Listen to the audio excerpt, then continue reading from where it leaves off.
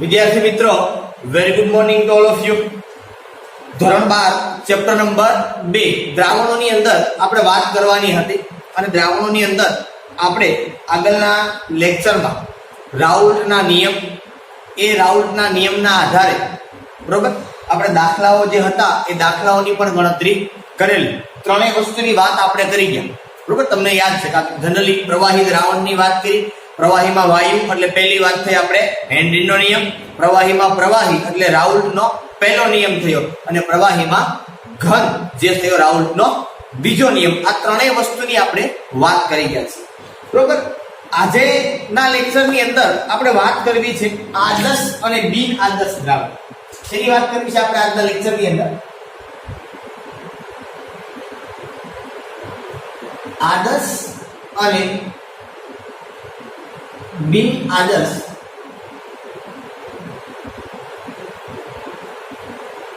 દ્રાવણ.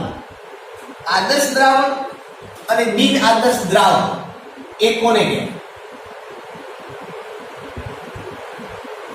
દ્રાવણો કે દ્રાવણો નહીં જોવા, આપણે એક જ ભાગ જોવાનો. તો પહેલી વાત તો એ લાગુ પડે કે આદર્શ અને બિન આદર્શ દ્રાવણ આ વર્ગીકરણ ક્યારે કરી શકાય? તો કે જ્યારે પ્રવાહી પ્રવાહી દ્રાવણો હોય. દ્રાવણ કેવા હોય? પ્રવાહી પ્રવાહી મતલબ દ્રાવ્ય પણ પ્રવાહી અને દ્રાવક પણ પ્રવાહી. આવું જ્યારે દ્રાવણ હોય ત્યારે આ આદર્શ અને બિન આદર્શ દ્રાવણ છે એની આપણે વાત કરી શકીએ અથવા તેની આપણે ચર્ચા કરી શકીએ.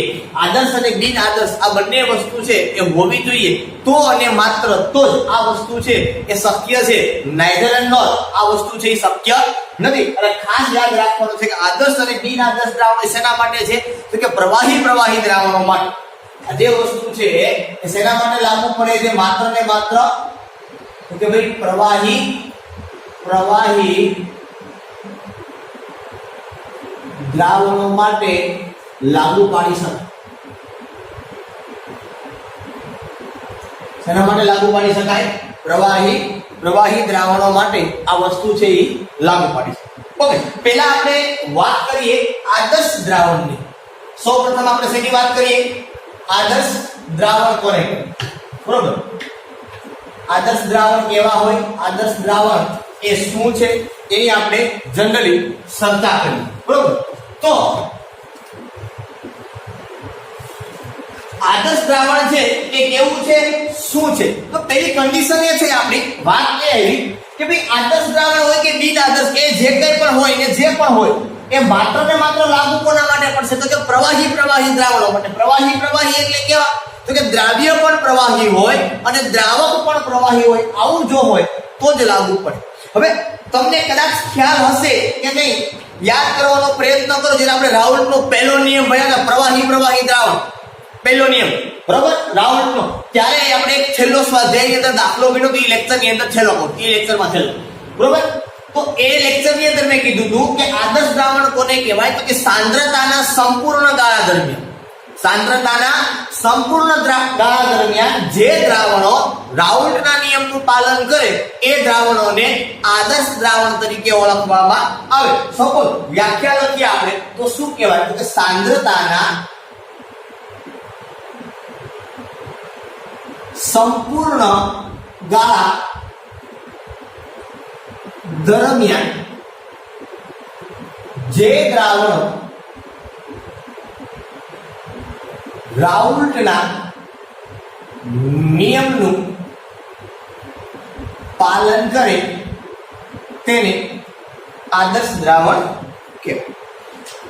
ફરી પાછો પ્રશ્ન જાગે કે સર આદર્શ દ્રાવણની વાત કરી પણ હવે રાઉલ્ટનો નિયમ એટલે શું? તો કે ભાઈ એ તો તમને ખબર હોવી જોઈએ આપણે બરોબર. આપણે રાઉલ્ટનો નિયમ જે બહુ સરસ રીતે સાબિત કરી ગયા છીએ અને ભણી ગયા છીએ બરાબર. તો એ રાઉલ્ટના નિયમની અંદર જે વાત કરી આપણે બરોબર, એ રાઉલ્ટના નિયમ માટે આપણે કહેતા હતા કે ભાઈ આનું આંશિક દબાણ છે એ કેટલું હોય? તો કે દ્રાવ્યના અથવા તો એના મોલ અંશ જેટલું હોય, જે કંઈ ઘટકો હોય એના ઉપર આપણે આધાર રાખતા હતા. કહેતા હતા કે ભાઈ ઘટકોનું આંશિક બાષ્પ દબાણ એ તેના અથવા તો દ્રાવણમાં રહેલા ઘટકના મોલ અંશના સમપ્રમાણમાં હોય એવી આપણે વાત કરી બરોબર. સાંદ્રતાના સંપૂર્ણ ગાળા દરમિયાન મતલબ કે ભાઈ સાંદ્રતા છે એ રચાય જ્યારે સંતુલન સ્થપાઈ જાય ત્યાં સુધીની વાત કરવાની છે કે સંતુલન સ્થપાવવું જોઈએ. જ્યારે સંતુલન સ્થપાય અને ત્યારે આપણે શંકા કેવાનું હવે રાઉલ્ટના નિયમનું પાલન કરે છે કે નથી કરતા. બરોબર. સેકન્ડ વાત, રાઉલ્ટના નિયમ માટે જો વાત આદર્શ દ્રાવણ માટે જો વાત કરવામાં આવે કે ભાઈ આ દ્રાવણો છે એ આદર્શ દ્રાવણો એવું ક્યારે કહેવાય? આદર્શ દ્રાવણ ક્યારે બની શકે? કોઈ પણ દ્રાવણ આદર્શ ક્યારે બની શકે? તો કે જ્યારે એ દ્રાવણ જ્યારે બને ત્યારે એમાં delta H mix equal to 0 અને delta V mix equal to 0. હવે કદાચ ડેલ્ટા H મિક્સ તમે ઉષ્માગતિ શાસ્ત્રની અંદર સાહેબ પાસે ભણી ગયા છો. એન્થાલ્પીમાં થતો ફેરફાર, મિક્સ એટલે મિશ્રણની વાત કરે છે, મિક્સચર. બરાબર. ડેલ્ટા V મિક્સ એટલે અહીંયા પણ મિક્સચરની વાત થાય છે. બરોબર. એટલે જ્યારે દ્રાવ્ય અને દ્રાવક બે ઘટકો ઉમેરવામાં આવે, સપોઝ ધારો કે હું A છે આ A બરાબર કહું છું દ્રાવ્ય અને B છે આ B બરાબર કહું છું દ્રાવક. તો કે જ્યારે સપોઝ માનો કે મારી પાસે આ એક પાત્ર છે, આ પાત્રની અંદર આ A ઘટકને એડ કર્યો, સાથે સાથે મેં આની અંદર B ઘટક પણ એડ કર્યો. બરોબર છે. અને A ઘટક કહું અને આ જે ભાગ છે અને કયો ઘટક કહું? B ઘટક. બસ આપણે આ લખી નાખીએ એટલે તમને થોડો આઈડિયા આવે. B બરાબર શું કીધું આપણે? તો જ્યારે A અને B આ બેને જેનો મિશ્ર કરવામાં આવે ત્યારે delta H mix equal to 0. મતલબ કે જ્યારે બે પદાર્થને મિશ્ર કરો તો ડેલ્ટા H એટલે કે તાપમાનના સંદર્ભમાં જો તમે વાત કરો તો પ્રક્રિયાના બે પ્રકાર પડે તમે ભણી ગયા, ઉષ્મા શોષક પ્રક્રિયા અને ઉષ્મા ક્ષેપક પ્રક્રિયા. તો એ કાંઈ થવું ના જોઈએ. જ્યારે તમે એડ કરો છો A અને B બેને ભેગા કરો છો કોઈ પાત્રમાં ત્યારે ઉષ્મા ઉત્પન્ન પણ ના થવી જોઈએ અને ઉષ્માનું શોષણ પણ ના થવું જોઈએ. આવું થાય બરોબર તો એ દ્રાવણને આદર્શ દ્રાવણ કહેવાય. Second one, delta V mix equal to 0 કે કદનો થતો ફેરફાર છે એ શૂન્ય હોવો જોઈએ. એનો મતલબ કે માનો કે A છે એનું કદ 50 ml છે, B છે એનું કદ પણ 50 ml છે, હું એડ કરું તે ટોટલ 100 ml થાય તો 100 જ થવું જોઈએ. એમાં 99.99 કે 101.2 આવું થવું જોઈએ. એટલે તમને કહે સાહેબ એવું થોડું થાય? હવે એ તો કોમન વાત છે ને, 50 હોય તો 100 જ થાય, એવું ના. જ્યારે આ એકબીજા વચ્ચે આકર્ષણ બળ હોય કે અપાકર્ષણ બળ હોય ને ત્યારે કદની અંદર ફેરફાર થાય. આકર્ષણ બળ અથવા તો શું હોય? અપાકર્ષણ બળ. આ ઘટના બધી બને ને ત્યારે એની અંદર શું થાય? કદમાં ફેરફાર થાય. આ વસ્તુની તમે નોંધ રાખજો. એટલે આદર્શ દ્રાવણ એને જ કહેવાય કે જ્યારે આ બે ઘટકોને મિશ્ર કરો તો યાદ રાખજો આ બંને ઘટકો છે કેવા? તો કે પ્રવાહી.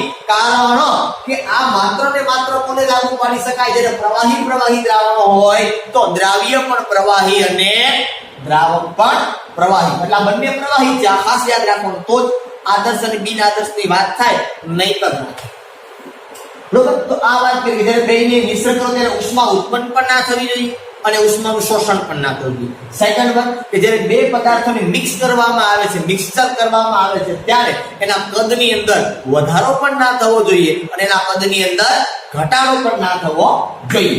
બરોબર. આ આદર્શ દ્રાવણની બે કન્ડિશન.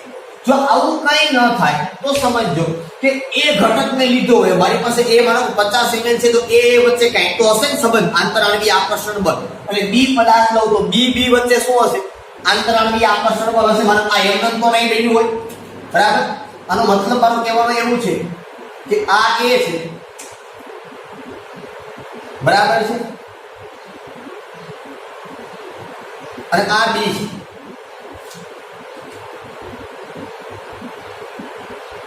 આ A છે અને આ ભાઈ છે એ કોણ છે? આ પાત્રમાં કોણ છે? B છે. તો આ A છે એનો એક અણુ તો છે નહીં, ઘણા બધા અણુ છે. આ B છે એનો એક અણુ તો છે નહીં પણ ઘણા બધા અણુ છે. તો આ A વચ્ચે આંતરાણવીય આકર્ષણ હોય કઈ? આંતરાણવીય આકર્ષણ એટલે શું? તો કે અણુ વચ્ચે ઉત્પન્ન થતું જે આકર્ષણ બળ છે એને શું કહેવાય? આંતરાણવીય આકર્ષણ બળ. બરોબર. અને આંતરાણવીય આનો સીધો મતલબ આંતરાણવીય એટલે કેવું? મને ખબર નહીં, તમને ખબર કે નથી ખબર. માનો તમે મિત્ર સર્કલ હોય, છોકરાઓમાં મિત્ર સર્કલ તમારું હોય તો તમારે એકબીજા સાથે વધારે પડતું બનતું હોય, અમુક સાથે ઓછું બનતું હોય. હવે ઓછું બનતું હોય ને કોકાને વધારે બનતું હોય એનું કારણ શું? તો કે જેની સાથે વધારે બને છે એની સાથે તમારા વિચારો છે એ મેચ થાય છે, તમને ગમે છે એને પણ ગમે છે, એકબીજાની વાત તમે માનો છો, એટલે આ શું થયું કે તમારી વચ્ચે આકર્ષણ. તમારો કોઈ દુશ્મન છે, મતલબ તમને એની સામે મજા નથી આવતી કે એની સામે ગમતું નથી, એ શું થયું? અપાકર્ષણ. છે તો તમારી જેવો એ જ ઘટક છે, બીજો કોઈ ઘટક નથી. છે માનો કે છોકરીનો ક્લાસ છે તો છોકરીઓ વચ્ચે એ હોય, બરાબર છે. તો આ એ છે, તો આની અંદર જે આકર્ષક આંતરક્રિયા થાય કઈ થાય? તો કે એ આની અંદર જે આકર્ષક ક્રિયા થાય એ કઈ થાય? તો કે બી. જ્યારે આદર્શ દ્રાવણ કોક હોય અને એ આદર્શ દ્રાવણમાં એ અને બી આ જે આકર્ષણ આંતરક્રિયા, આની એ અને બી વચ્ચેની આકર્ષણ આંતરક્રિયા એ કેટલી હોવી જોઈએ?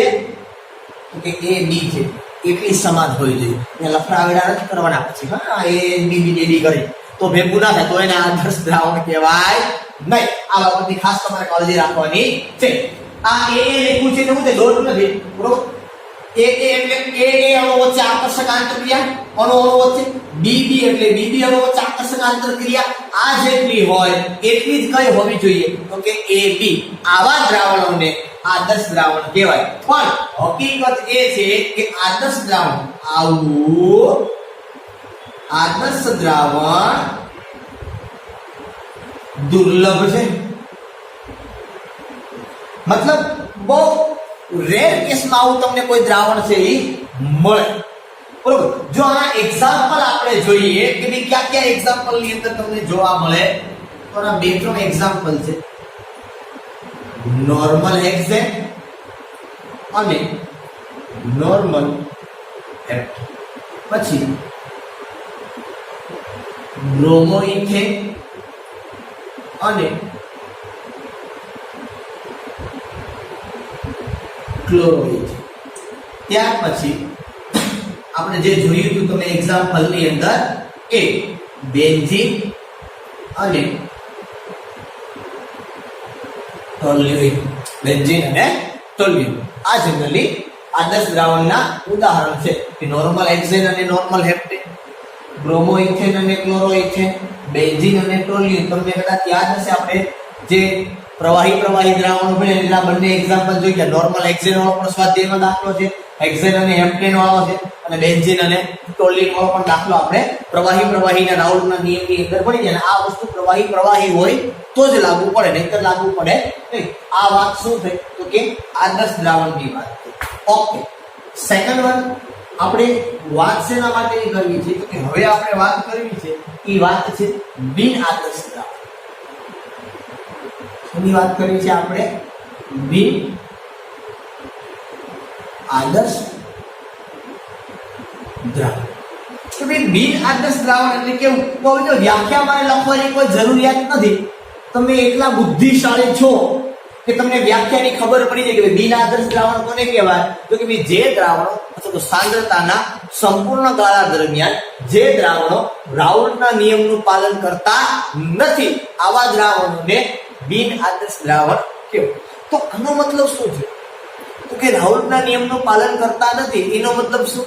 તો કે એનું આંશિક બાષ્પ દબાણ એના મોલસ જેટલું હશે કે ના હોય તો જ આ રાઉલ્ટના નિયમનું પાલન ન કરે. જો પાલન કરે તો રાઉલ્ટનો નિયમ શું છે? તો કે દ્રાવણમાં રહેલા ઘટકોનું આંશિક દબાણ અથવા તો એનું બાષ્પ દબાણ એ તેના મોલ અંશના સમપ્રમાણમાં છે. પ્રવાહી હોય એટલે બાષ્પ દબાણ સીધી વાત છે, બરાબર? તો કહેવાનો મતલબ એ છે કે રાઉલ્ટના નિયમનું પાલન કરતા નથી એનો મતલબ કે એનું બાષ્પ દબાણ એ એના મોલ અંશના સમપ્રમાણમાં હોય નહીં. ન હોય તો કેટલું હોય? તો કે કાં તો એના મોલ અંશ કરતા વધારે હોય અથવા તો કાં તો એના મોલ અંશ કરતા ઓછું હોય. આ સીધી ને સિમ્પલ વાત છે ને, બરોબર? માનો કે હું તમને કંઈક ઓર્ડર આપું અને તમે એ ઓર્ડરનું ફોલો ના કરો તો આનો મતલબ શું થયો? બે શક્યતા છે, કાં તો તમારે એ કામ નથી કરવું અને કાં તો તમારે એ કામમાં રુચિ નથી. ત્રીજી કોઈ શક્યતા એની અંદર બચી શકતી નથી. તો રાઉલ્ટના નિયમનું પાલન નથી કરતા એનો મતલબ શું થયો? તો કે એનું જે બાષ્પ દબાણ છે એ એના મોલ અંશ જેટલું હશે નહીં. આ રાઉલ્ટનો નિયમ છે. તો કેટલું હોય? તો કાં તો એના મોલ અંશ કરતા એનું બાષ્પ દબાણ વધારે હોય, કાં તો એનું બાષ્પ દબાણ છે કેવું હશે? ઓછું હશે. અથવા તો છે કે delta H mix does not equal to 0, delta V mix does not equal to 0. does not equal to 0 નો મતલબ શું? તો કે 0 નથી તો શક્યતા બે, કા 0 કરતા વધુ અને કા 0 કરતા ઓછા. સેમ અહીંયા પણ delta V mix does not equal to 0 થાય રાઉલ્ટના નિયમનું પાલન ન કરે તો કે ડેલ્ટા વી છે એનું મૂલ્ય કેટલું તો કે કાં તો 0 કરતા મોટું અથવા તો 0 કરતા નાનું. આ બે કન્ડિશન છે આની અંદર ફૂલફિલ થાય. બરોબર. તો એટલા માટે જો એનું બાષ્પ દબાણ છે એ રાઉલ્ટના નિયમ જેટલું હોય ને મતલબ એનું બાષ્પ દબાણ છે એના મોલસના સપ્રમાણમાં હશે નહીં તો કાં તો એનું બાષ્પ દબાણ છે એ ઓછું હશે અને કાં તો એનું બાષ્પ દબાણ છે એ દ્રાવણ જે દ્રાવણ બને છે જ્યારે આ બે ઘટકો ભેગા થાય અને જે દ્રાવણ બને એ દ્રાવણનું બાષ્પ દબાણ એ કાં તો આ જે દ્રાવ્ય છે અને દ્રાવક છે કાં તો એના કરતા વધુ હશે કાં તો એના કરતા ઓછું. ઘટકો એટલે એ જ છે ને ભાઈ. બરોબર. કાં તો એના કરતા ઓછું હશે કાં એના કરતા વધુ હશે. બરોબર. તો એટલા માટે જે બિન આદર્શ દ્રાવણ છે આ બિન આદર્શ દ્રાવણના ફર્ધર બે પ્રકાર પડે. શું તો કે રાઉલ્ટના નિયમથી ધન વિચલન અને બીજું રાઉલ્ટના નિયમથી ઋણ વિચલન. શું કીધું મેં? કાં તો રાઉલ્ટના નિયમથી ધન વિચલન અથવા તો રાઉલ્ટના નિયમથી ઋણ વિચલન. હવે બે પ્રકાર શા માટે પણ એ ખબર પડી કે બાષ્પ દબાણ છે એને કાં તો ઓછું હોય અને કાં તો એનું બાષ્પ દબાણ કેવું હોય વધુ. હવે ધન વિચલનની હું જો પર્સનલી વાત કરું કે રાઉલ્ટના નિયમથી ધન વિચલન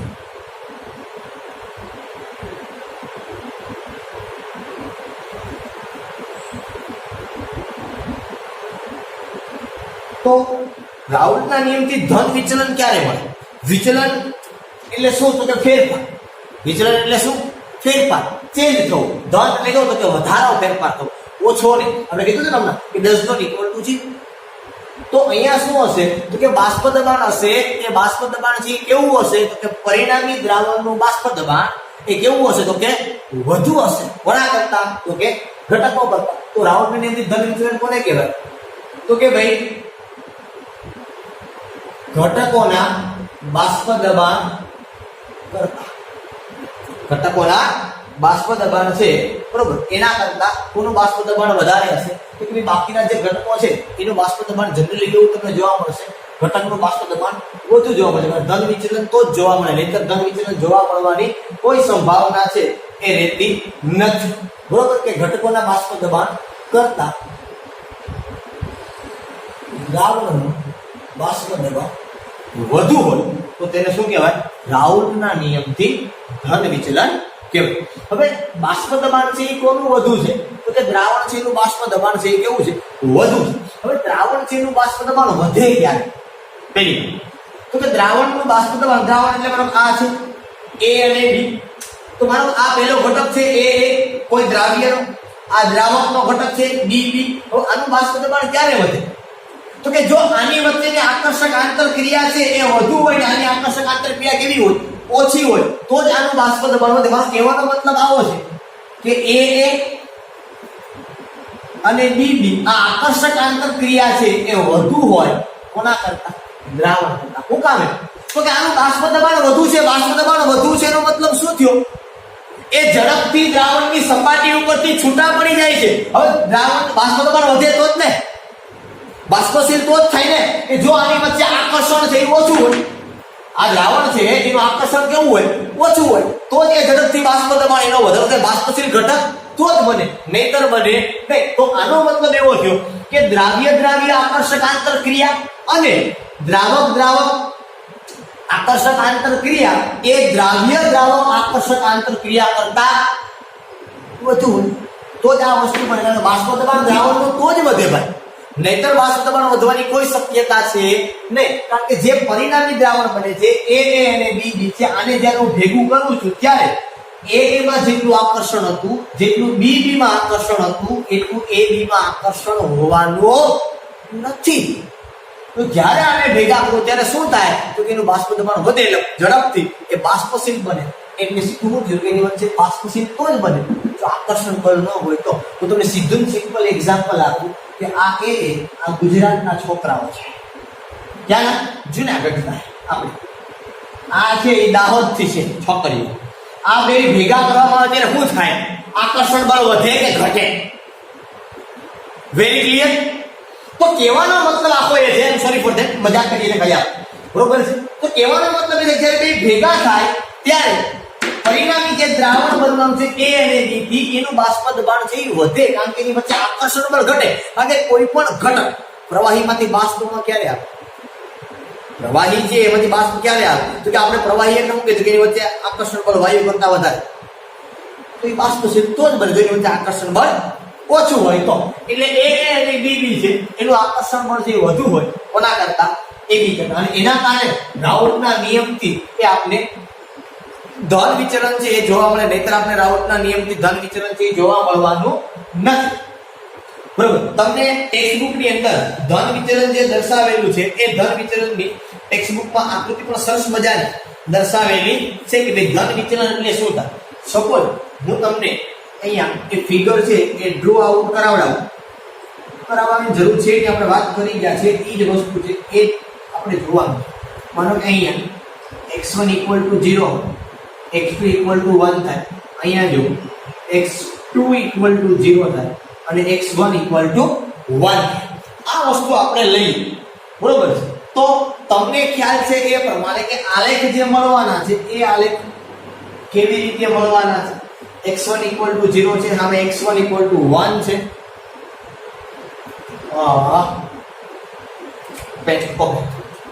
બરોબર?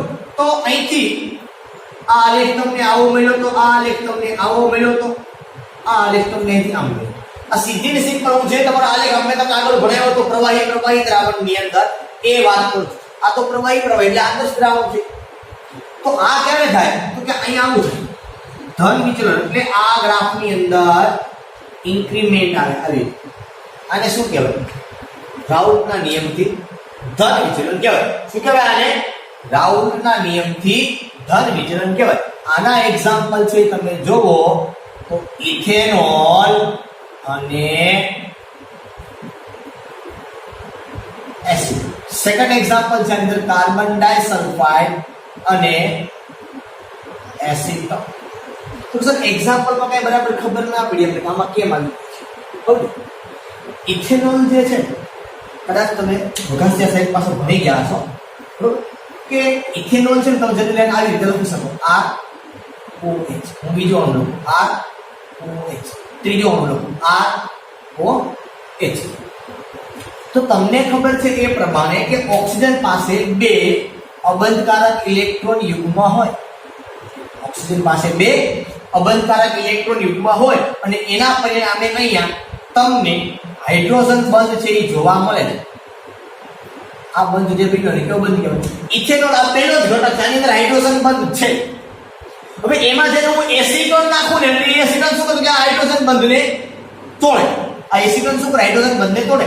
એ હતો ને ત્યારે એનો હાઇડ્રોજન બંધ હતો, પણ જ્યારે એટલું એસિટોન નાખું ને એટલે શું થાય કે હાઇડ્રોજન બંધ તૂટે. હાઇડ્રોજન બંધ તૂટે એટલે આકર્ષણ બળ ઘટ્યું, આંતરાળીય આકર્ષણ બળ થયું. ધોરણ 11 ને તમે ભણી ગયા બધા.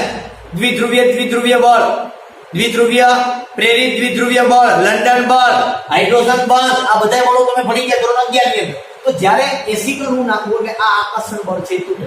આ આકર્ષણ બળ તૂટે એટલે આ જે દ્રાવણના અણુઓ છે એ ઝડપથી છટકી જાય. બરોબર? તો અહીંયા આ કન્ડિશન પણ તમારે તમે સમજ માટે પૂછ્યા. બરોબર? એવી રીતે સાહેબ આમાં જોવા મળે તમને કે અહીંયા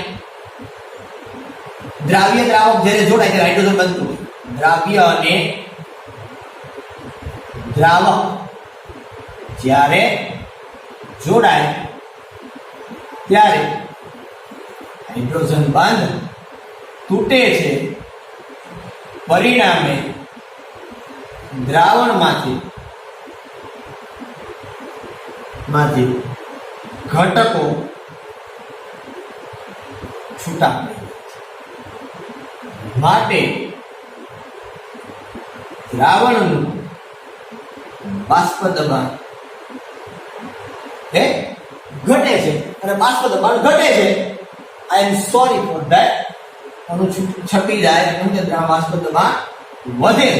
બરોબર? અને એટલા માટે આપણે એને શું કહીએ છીએ? બાષ્પ દબાણ વધે તો એને કહેવાય આપણે રાઉટના નિયમથી ધન વિચલન તરીકે આપણે એને ઓળખીએ છીએ. બરોબર? આ વખતે રાઉટના નિયમથી ધન વિચલન.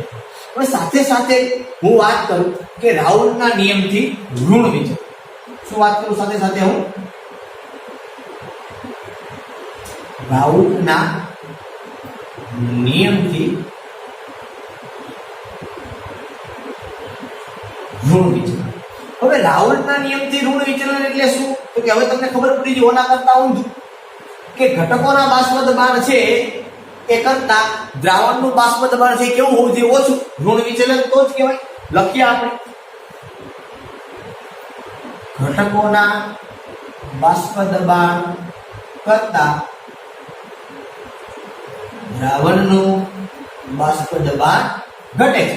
પરિણામે દ્રાવણ છે એ રાઉલ્ટના નિયમથી ઋણ વિચલનની અંદર પરિણમે. બરોબર. હવે ઘટકો એટલે કે તમે AA અને BB, બરોબર, AA અને BB. હવે ઈ જ્યારે એકબીજાની અંદર જોડાય એટલે એનું બાષ્પ દબાણ છે એ ઘટે. હવે બાષ્પ દબાણ ઘટે ક્યારે? તમે વિચાર કરો. બાષ્પ દબાણ ક્યારે વધે? બાષ્પ હું કામ ન વધે? તો કે એની વચ્ચે આકર્ષણ બળ વધારે. તો આનો મતલબ છે કે હું સીધો આવું લખી શકું કે AA અને BB એના કરતા આકર્ષક આંતરક્રિયા વધારે ક્યાં હોય? AB માં. ક્યાં હોય વધારે આકર્ષક આંતરક્રિયા? AB ની અંદર વધુ આકર્ષક આંતરક્રિયા હોય એટલા માટે અણુ છે એ છૂટે નહીં, છટકી જાય નહીં. અને છટકી ન જાય એટલા માટે, બરોબર, એનું બાષ્પ દબાણ છે કેવું થઈ જાય? ઘટી જાય. કારણ કે એકબીજાને શું થઈ જાય? જોડાઈ જાય, મેચ થઈ જાય. અને એ મેચ થઈ જાય એટલે શું થાય? તો એનું બાષ્પ દબાણ ઘટી જાય. સપોઝ અહીંયા જેવી વાત છે, માનો કે હું નાના એક્ઝામ્પલ સીધા આપું એટલે તમને સીધું થોડોક વધારે ક્લિયરિટી આવશે. આની અંદર હું એક્ઝામ્પલ્સ આપું તમને આ કે આના એક્ઝામ્પલ છે એ ક્યાં છે કે ફિનોલ અને એનિલિન. બરોબર.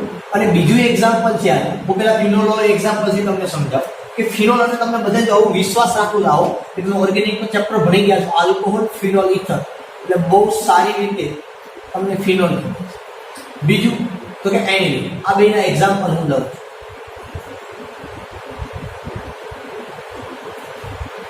ફિનોલ ની અંદર તમને ખબર છે કે ઓક્સિજન પાસે અબંધકારક ઇલેક્ટ્રોન યુગ્મ હોય ને અહીંયા નાઇટ્રોજન પાસે.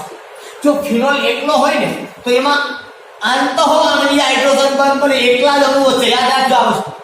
એકલો ફિનોલ હોય, ખાલી અસંખ્ય ફિનોલના અણુ હોય તો એની વચ્ચે કયો બંધ બને? તમને ખબર છે? આંતઃઆણ્વીય હાઇડ્રોજન બંધ. આ તમે ભણી લો. એક જ અણુની વચ્ચે રચાય તો. સેમ એનિલિન ની અંદર પણ આ વસ્તુ તમને જોવા મળે. આ બીજો એનિલિનનો અણુ લખો એટલે શું થાય કે આંતઃઆણ્વીય હાઇડ્રોજન બંધ. દાખલા તરીકે સપોઝ હું તમને પેલા સમજાવી દઉં એ વાતને પછી આગળ વધું. આ ફિનોલ છે માનો કે, તો અહીંયા આની પાસે અબંધકારક ઇલેક્ટ્રોન યુગ્મ છે. આ બંધ બીજોને કયો બંધ કહેવાય? હાઇડ્રોજન બંધ કહેવાય. પણ કયો? તો કે આંતઃઆણ્વીય હાઇડ્રોજન બંધ. એવી જ રીતે માનો કે બે બાજુ એનિલિન હોય તો સેમ તમને ખબર પડે છે હવે કે એનિલિન ની અંદર પણ આ વસ્તુ જોવા મળે. આ NH2 અને અહીંયા હું લખું છું NH2. અહીંયા પણ તમને હાઇડ્રોજન બંધ જોવા મળે. પણ આ હાઇડ્રોજન બંધ પણ કેવો થાય? આંતઃઆણ્વીય હાઇડ્રોજન બંધ. ઓકે. હવે હું મૂળ મુદ્દા ઉપર આવો ફરી પાછો કે અહીંયા આપણી પાસે OH છે અને અહીંયા આપણી પાસે NH2 છે. બરાબર. અહીંયા નાઇટ્રોજન પાસે અબંધકારક ઇલેક્ટ્રોન, ઓક્સિજન પાસે 2 હોય. આની વચ્ચે અહીંયા તમને ખબર છે એ પ્રમાણે હાઇડ્રોજન બંધ રચાય. પણ આ હાઇડ્રોજન બંધ કયો બને? તો કે આ હાઇડ્રોજન બંધ બને આંતરઆણ્વીય હાઇડ્રોજન બંધ. કયો બંધ બને? આ આંતરઆણ્વીય હાઇડ્રોજન બંધ. અને આ આંતરઆણ્વીય હાઇડ્રોજન બંધ એ આંતઃઆણ્વીય હાઇડ્રોજન બંધ કરતા પ્રબળ હોય.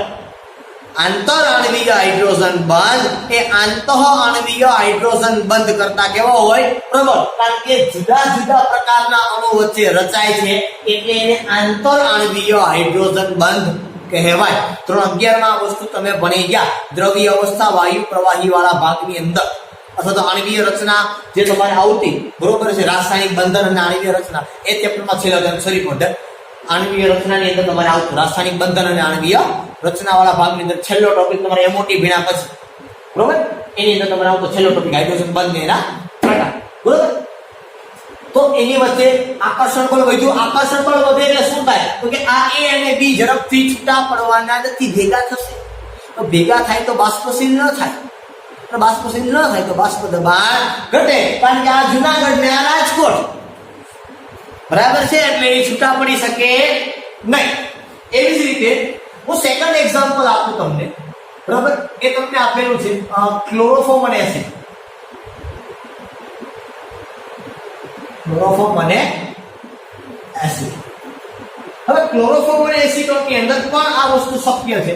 કેવી રીતે? સપોઝ હું ક્લોરોફોર્મ લખું, પેલા સી આવી રીતે લખું વ્યવસ્થિત દર્શાવવા માટે, આ એ, અને અહીંયા એસિટોન લખું સી ડબલ બંધ ઓ સી, CH2, અહીંયા પણ CH3. આશા રાખું તમને એસિટોનનું સૂત્ર બધાને આવડતું હશે અને તમે ઓર્ગેનિક ભણી ગયા છો.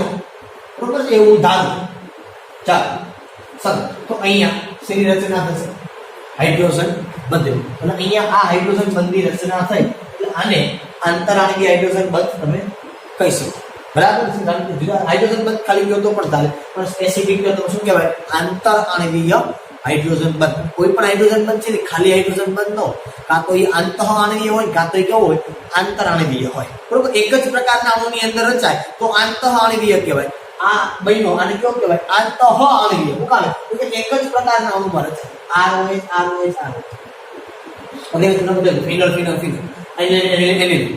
બરોબર, તો એક જ પ્રકારના અણુ વચ્ચે રચાય તેને આંતઃઆણવીય હાઇડ્રોજન બંધ કહેવાય. જ્યારે જુદા જુદા પ્રકારના અણુ વચ્ચે રચાય તેને શું કહેવાય? આંતરઆણવીય હાઇડ્રોજન બંધ. અને આની અંદર જો તમે આકૃતિ છે કે ફરી પાછી આની અંદર પણ તમે ચેક કરો અથવા તો માનો કે તમે જુઓ તો અહીંયા પણ તમે લખી શકો. કોના વર્ષથી જોવાનું છે આપણે? આ કે બાષ્પ દબાણ છે. મોલસમાં તમે જો ને x1 બરાબર 0, x2 ઇક્વલ ટુ 1. સેમ અહીંયા હું લખું x1 ઇક્વલ ટુ 1 અને x2 ઇક્વલ ટુ 0. બરોબર, અને આવી રીતે આપણે દર્શાવી દઈએ તો તમને ખબર છે એ પ્રમાણે એક અહીંયા છે, આ પ્રમાણે છે, એક અહીં. બરોબર, આ ઋણ વિચલન છે. ઋણ વિચલન છે એટલે શું થાય? તો કે આ આલેખ જે મળવો જોઈએ એના કરતા તમને નીચો મળે. જે મળવો જોઈએ, કારણ કે એનું બાષ્પ દબાણ જે મળવું જોઈએ એના કરતા ક્યાં મળે? તમને નીચું બાષ્પ દબાણ મળે. અને નીચું બાષ્પ દબાણ મળે એટલે આ પ્રમાણે તમને આલેખ છે એ જનરલી જોવા મળવાનો છે.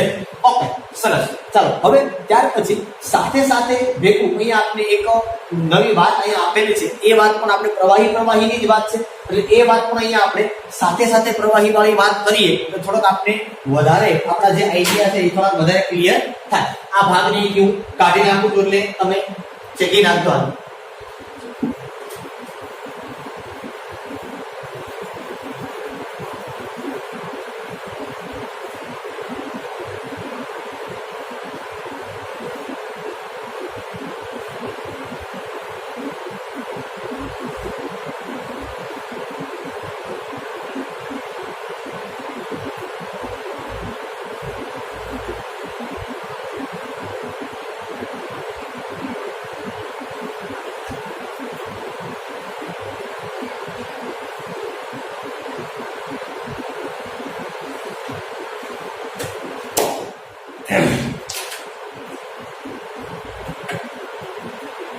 ચાલો હવે અહીંયા કદાચ એક નવો ભાગ છે પણ તમને એને આપેલો નથી. કદાચ આપણે અહીંયા આવું કહીએ કે આ જે ટોપિક છે એનું નામ શું છે? એઝિયોટ્રોપ. શું નામ છે એનું? એઝિયોટ્રોપ. હવે આ એઝિયોટ્રોપ એટલે શું? કદાચ તમને એમ થાય કે આ એઝિયોટ્રોપ એટલે કઈ કેવો કંઈક નવીન શબ્દ છે એવો કઈ બરોબર આઈડિયા નથી આવતા. એઝિયોટ્રોપ એટલે શું હોય? કે બે પ્રવાહી પદાર્થનું મિશ્રણ. આ આઈ લીધું ને સર, બે પ્રવાહી પદાર્થનું મિશ્રણ. અને આ કેવું મિશ્રણ છે બે પ્રવાહી પદાર્થ? તો કે તમે જ્યારે એને ગરમ કરો ને ત્યારે અચળ તાપમાને ઉકળે. બાષ્પ અને પ્રવાહીના સંપૂર્ણ સહઘટન દરમિયાન એ અચળ તાપમાને ઉકળે. આવા દ્રાવણને એઝિયોટ્રોપ કહેવાય. પેલા હું વ્યાખ્યા લખી દઉં પછી તમને વ્યવસ્થિત રીતે સમજાય કે જે દ્વિઅંગી મિશ્રણ પ્રવાહી અને બાષ્પના સંપૂર્ણ સહઘટન દરમિયાન અચળ તાપમાને ઉકળે તેને એઝિયોટ્રોપ અથવા તો એઝિયોટ્રોપિક મિશ્રણ કહેવાય. શું કહેવાય? એઝિયોટ્રોપ અથવા તો એઝિયોટ્રોપિક મિશ્રણ કહેવાય. સર આપણે તમે કીધું કે સંપૂર્ણ સગળ અચળ તાપમાને ઉકળે શું છે? આમાં કેવું હોય કે આ મિશ્રણ એટલે એઝિયોટ્રોપિક મિશ્રણ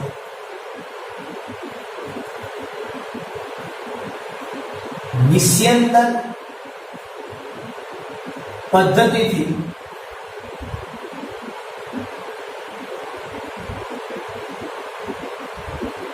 છૂટા પાડી શકાય નહીં. તો એમ છે કે નિસ્યંદન પદ્ધતિ એટલે શું? પાછી એ કેવી પદ્ધતિ? તો કે નિસ્યંદન પદ્ધતિની અંદર કેવું હોય કે નિસ્યંદન પદ્ધતિ ક્યારે વપરાય?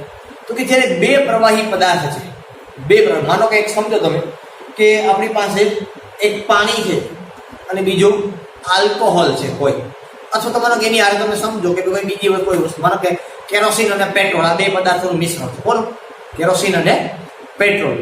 હવે આ કેરોસીન અને પેટ્રોલને હું ગરમ કરું અને તમને એક તો સીધી વાત કોમન સેન્સ પ્રમાણે એટલી ખબર છે, હું અચળ તાપમાને ગરમ કરું, કોઈ એક ચોક્કસ તાપમાન આપ્યું તો તમને ખબર આ બે માંથી પહેલા કોણ ઉડી જાય? No doubt petrol. શું કામે? તો કે એનું ઉત્કલન બિંદુ ઓછું છે, કેરોસીન કરતા પેટ્રોલનું ઉત્કલન બિંદુ ઓછું છે, એટલે પહેલા કોણ ઉડી જાય? પેટ્રોલ. અને છેલ્લે કોણ વધશે? કેરોસીન. આ પદ્ધતિ જે થઈ અને નિસ્યંદન પદ્ધતિ. કઈ પદ્ધતિ કહેવાય? નિસ્યંદન. કે પ્રવાહી પદાર્થોને એના ઉત્કલન બિંદુના તફાવતના આધારે છૂટા પાડવાની જે વાત છે એને શું કહેવાય? નિસ્યંદન પદ્ધતિ. પણ આમાં કેવો પ્રશ્ન છે ખબર? આ કેવું મિશ્રણ છે? નિસ્યંદન પદ્ધતિથી છૂટા પાડી શકાય નહીં. માનો કે કોઈ બે પદાર્થો A અને B નામના બે પદાર્થ છે, આ બેનું મિશ્રણ થઈ ગયું, બરોબર? તો એ એક હારે ઉડે તો બે એક હારે ઉડે, બરાબર? એક પહેલા ઉડે એક પછી ઉડે એવું નહીં. અને આમાં એવું પણ નથી કે ઉત્કલન બિંદુનો તફાવત નથી એટલે આવું થાય. ઉત્કલન બિંદુનો તફાવત છે છતાં પણ આ બંને પદાર્થો જ્યારે એકબીજા સાથે જોડાય છે ત્યારે અચળ તાપમાને ઉકળે, એક સાથે જ બાષ્પની અંદર રૂપાંતર. તો આવું જે મિશ્રણ છે એને કેવું મિશ્રણ કહેવાય? એઝિયોટ્રોપ. એટલા માટે મેં કીધું કે પ્રવાહી અને બાષ્પના સંપૂર્ણ સહઘટન દરમિયાન એક અચળ તાપમાને ઉકળે. નો ડાઉટ માનો કે એ પદાર્થનું ઉત્કલન બિંદુ છે એ 60 ડિગ્રી સેલ્સિયસ હોય અને બી પદાર્થનું ઉત્કલન બિંદુ 90 ડિગ્રી સેલ્સિયસ હોય તો પહેલા 60 ડિગ્રી સેલ્સિયસ ઉડી જવું જોઈએ. પણ એ બે વચ્ચે કંઈક એવું આકર્ષણ બળ થાય છે કે એ આકર્ષણ બળના કારણે બે એક જ તાપમાને ઉકળે, એક સાથે જ બે નીકળે. એવો બધો પ્રેમ થઈ ગઈ નહીં. તો આવા જે પ્રેમ થઈ જતું જે મિશ્રણ છે એ મિશ્રણને કેવું મિશ્રણ કહેવાય? એઝિયોટ્રોપ મિશ્રણ. પહેલા તો બે નોખા તાપમાને જ કામ કરતા, પણ જ્યારે બે ભેગા થયા ત્યારે બેનું તાપમાન એક સમાન થઈ ગયું. આવું થયું. એના બે પ્રકાર પાછા પડે. આ એઝિયોટ્રોપ છે એ એઝિયોટ્રોપના બે પ્રકાર છે. એઝિયોટ્રોપના કેટલા પ્રકાર છે? બે પ્રકાર છે. એક ન્યૂનતમ ઉત્કલન એઝિયોટ્રોપ અને બીજું છે મહત્તમ ઉત્કલન એઝિયોટ્રોપ. એક કયું કીધું આપણે? ન્યૂનતમ ઉત્કલન એઝિયોટ્રોપ અને બીજું મહત્તમ ઉત્કલન એઝિયોટ્રોપ. ન્યૂનતમ ઉત્કલન એઝિયોટ્રોપ એટલે શું? માનો કે એ પદાર્થ છે એનું ઉત્કલન બિંદુ 60 ડિગ્રી છે, બી પદાર્થ છે એનું ઉત્કલન બિંદુ તમને હમણાં કીધું 90 ડિગ્રી છે. હવે જ્યારે આ બે ભેગા થાય ત્યારે આ બે એ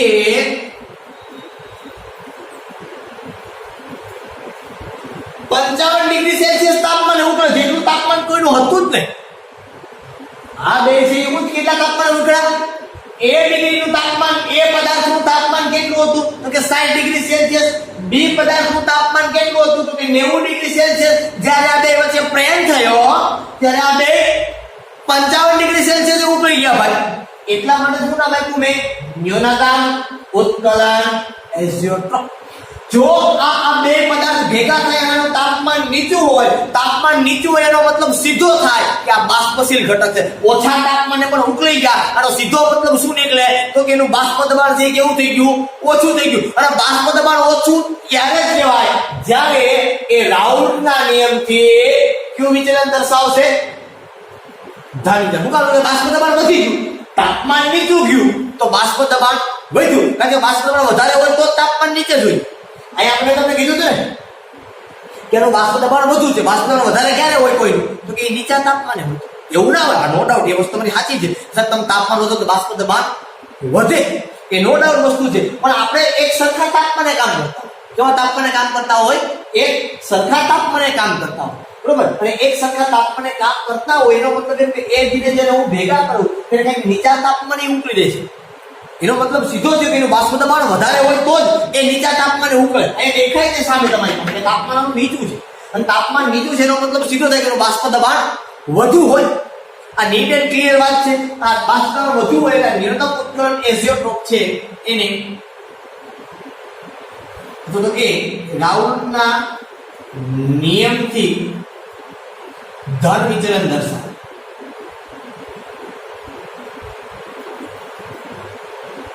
મુકામે તો કે એનું તાપમાન નીચું છે.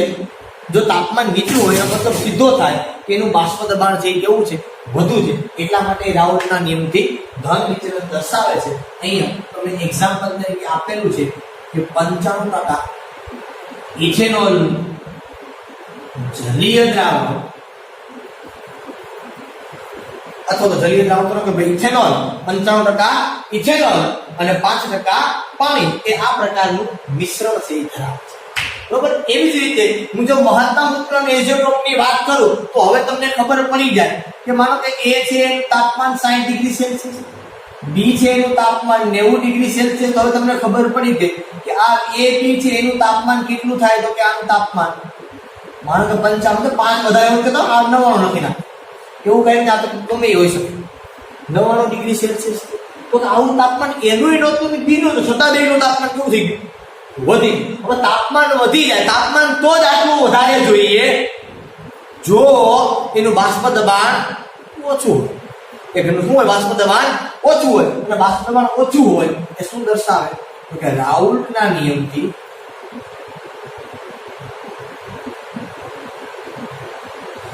ઋણ વિચલન દર્શાવે. શું દર્શાવે? રાઉલ્ટના નિયમથી ઋણ વિચલન દર્શાવે. અને આ એક્ઝામ્પલ ની અંદર 68% HNO3 અને 32% ભૂ આ જે મિશ્રણ છે એ મહત્તમ ઉત્કલન એઝિયોટ્રોપ છે એ આ બનાવે છે. બરોબર. આ એઝિયોટ્રોપની વાત છે. કદાચ તમને અલગથી પણ પ્રશ્ન પૂછી શકે 2 માર્ક્સની અંદર પૂછવું હોય તો કે એઝિયોટ્રોપ એટલે શું? એઝિયોટ્રોપના પ્રકાર સમજાવો. તો આ એઝિયોટ્રોપની વાત છે. પ્રવાહી છે પણ એ અચળ તાપમાને ઉકળે છે. એક ન્યૂનતમ છે એક મહત્તમ છે. ન્યૂનતમ તાપમાન તો જ હોય જો એનું બાષ્પ દબાણ વધારે હોય ને વધુ બાષ્પ દબાણ રાઉલ્ટના નિયમથી ધન વિચલન. મહત્તમ ઉત્કલન કીધું તો બેનું તાપમાન છે એ મૂળ પદાર્થ કરતા વધુ હોય એટલે આપણે કીધું એને મહત્તમ ઉત્કલન એઝિયોટ્રોપ એ રાઉલ્ટના નિયમથી ઋણ વિચલન. ઓકે ચાલો હવે આની સાથે સાથે એક દાખલો છે નાનો એવો. એ દાખલાને હું સાથે સાથે લઈ લો એટલે તમને થોડોક આઈડિયા છે કે આ બાબતનો પણ સાથે સાથે આવી જાય. ખરેખર એ દાખલો પૂછાય એવો નથી એક્ઝામની અંદર પણ આલેખ સ્વરૂપનો દાખલો છે એટલે હું તમને ભેગો કરાવી દઉં એટલે તમને કોઈ જાતની ચિંતા નથી. કેવી રીતે કરવાનું ખાલી એ જ તમને મારે સમજાવવાની જરૂરિયાત છે. ઓકે ચાલો તો થોડીક રકમ લાંબી છે એટલે મારે અહીંથી જ એને કેન્સલ કરવું. આ ભાગ કેન્સલ કરી દો. બી ના અંદર શું આવે?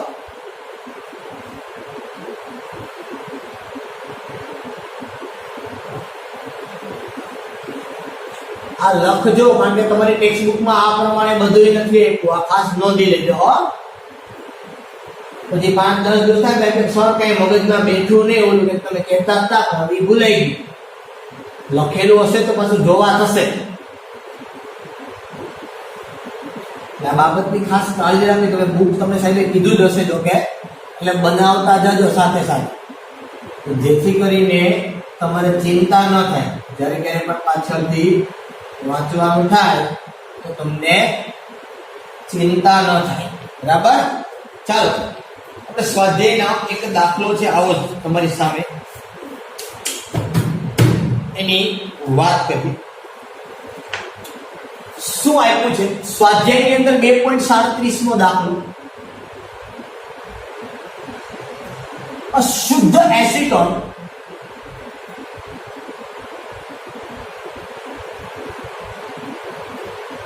અને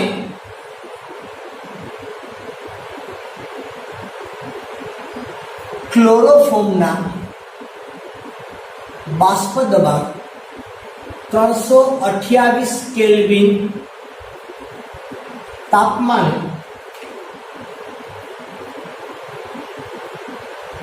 અનુક્રમે 741.8 mmHg અને 632.8 mmHg છે. તેઓ સહઘટનના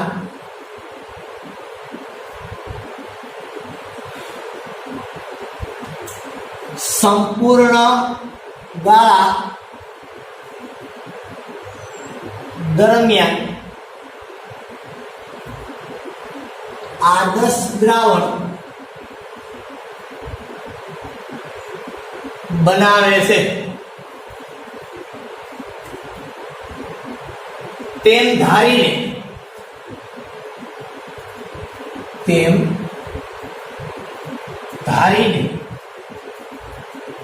પી કુલ,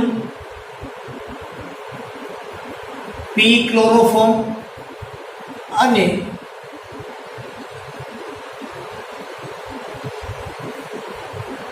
પી એસિટોનનો એક્સ એસિટોન ના વિધેય તરીકે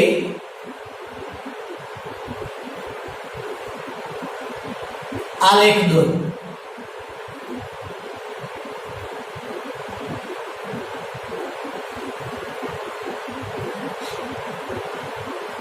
મિશ્રણના જુદા જુદા સહઘટન માટે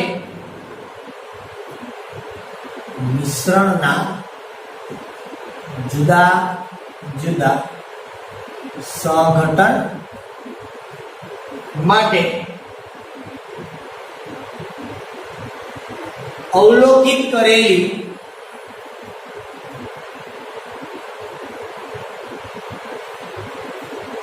પ્રાયોગિક માહિતી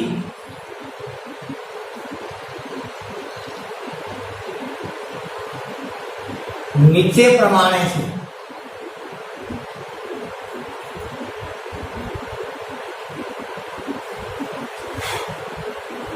માહિતી આપને આપેલી છે એ જોઈએ. અહીંયા બુકની અંદર એક આપ્યું છે 100. આ ગુણ્યા છે, આ ગુણ્યા છે, આ ખાસ ધ્યાન રાખો. એક્સ એસિટોન, પછી બીજું આપ્યું છે પી એસિટોન, એકમ આપ્યો છે એનો MnH, અને ત્રીજું આપ્યું છે પી ક્લોરોફોર્મ, એ પણ આપ્યું છે MnH. હવે આમાં આંકડા પણ આપેલા છે, એ અંક છે હું લખું છું અહીંયા 00632.8. બીજું આપ્યું છે 11.8, 54.9 548.1. પછી આપ્યું છે 23.4, 110.1 અને 469. ત્યાર પછી 36.0,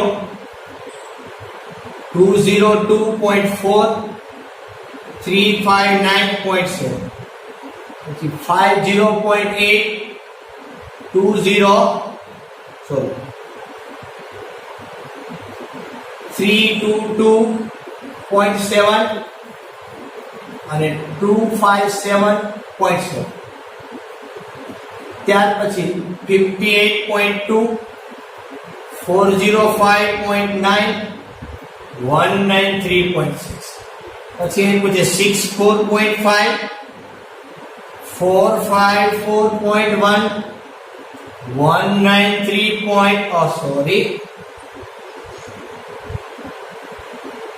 161.2 અને 72.1 521.1 120.7 આ યાદ રાખજો આ તમને આપ્યું છે ને આ ગુણાકાર છે બરોબર ચાલો પછી હજુ રકમ બાકી છે જેટલી મોટી રકમ છે એટલો નાનો જવાબ છે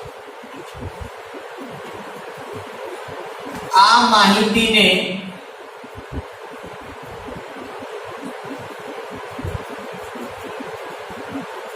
તેજ આલેખ પત્ર પર દોરો તે બધું આપ્યો છે આપને તેને આદર્શ વાયુથી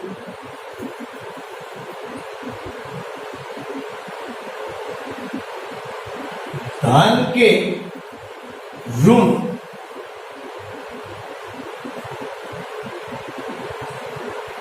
વિચલન છે તે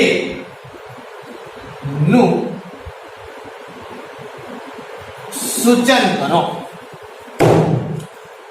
જો તમને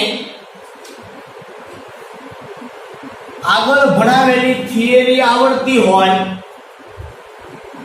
તો આ આલેખ એ તમને દોરતા આવડે આમાં બીજું કઈ મોટી વાત નથી એકદમ સરળ બાબત છે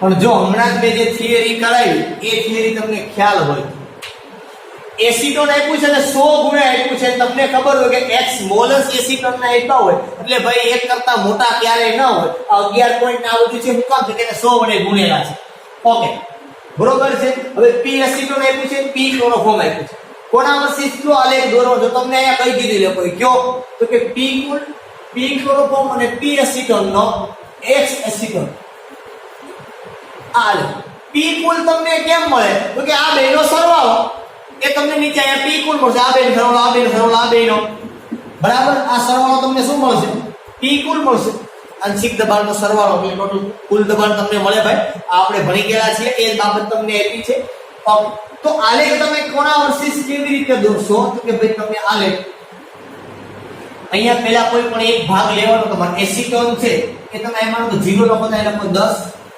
20 એમાં કેટલા સુધી લખો 100 લખો x એસિટોન બરોબર છે x એસિટોન તમે દર્શાવ્યો બરોબર અહીંયા તમે બાષ્પ દબાણ છે એ લખો પણ બાષ્પ દબાણ તમારે કેવી રીતે લખવાનું છે કે તમારે પહેલા કોઈ x એસિટોન નું લેવાનું કે 0 એટલે કેટલું તો કઈ તમારે આંકડા એ પ્રમાણે મૂકી દેવાનું પણ કઈ તમે સીધા કરે કેટલા આવે તમે જોવો આંકડા તમને દેખાય બરોબર અહીં સીધા તમે મૂકો કેટલા આ 0 છે ને મૂકો 100 અહીંયા 200 અહીંયા 300 અહીંયા 400 અહીંયા 500 આ બેનો સરવાળો કેટલા સુધી પહોંચે એ જોઈ લેવું બરોબર છે 600 ને ઉપર લાગે તો આગળ વધારે લખી નાખો 700 જે આલેખ મળે એ પહેલા એકનો દોરો પછી p ક્લોરોફોર્મ નો દોરો પછી p કુલ મળે તો એનો દોરો એક આમ મળશે તમને બીજો આમ મળશે અહીંથી આમ અને ત્રીજો આમ મળશે જે આપણે બોલતો તો આલેખ કેવો પણ કીધું હું તમને તો કે આદર્શ વાયુથી ધન વિચલન છે કે ઋણ વિચલન આ કેમ ખબર પડે અરે આધલા ઉદાહરણના નામ ઉપરથી ખબર પડે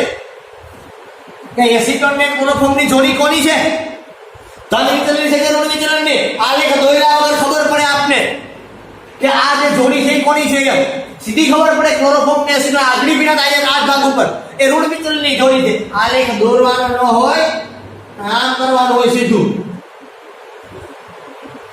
આ મળી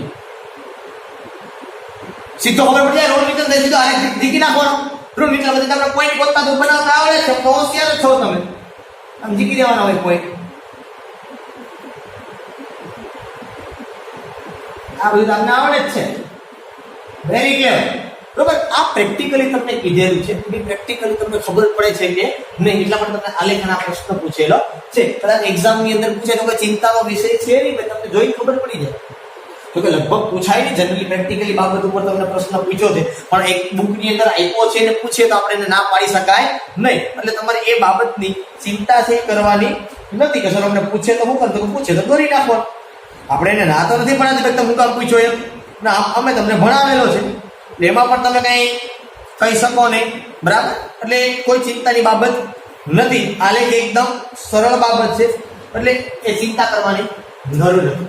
બરોબર. અહીંયા તમારો આખો ટોપિક કમ્પ્લીટ, જે આપણે આદર્શ અને બિન આદર્શ દ્રાવણ હતો, બરોબર, ધન વિચલન, ઋણ વિચલન, એઝિયોટ્રોપ, આ બધી વાત પૂરી કરી. કદાચ તમને એવું પણ પૂછે કે તફાવત આપો આદર્શ દ્રાવણ અને બિન આદર્શ દ્રાવણ, તો પેલી વ્યાખ્યા આપવાની, બીજા શું કહેવાનું, delta H mix equal to, હવે શું કરો, delta H mix does not equal to 0, delta V mix equal to 0, delta V mix does not equal to 0. આદર્શ દ્રાવણના ઉદાહરણ, બિન આદર્શ ઉદાહરણ. અથવા આના કરતા વધારે પણ હજી ક્યાં જાય તો કે ધન વિચલન અને ઋણ વિચલનનો તફાવત, તો એમાં પણ તમારે સીધું ક્યાં જવાનું, રાઉલના નિયમથી ધન વિચલન, રાઉલના નિયમથી ઋણ વિચલન, બાષ્પીભવન વધુ, બાષ્પીભવન ઓછું.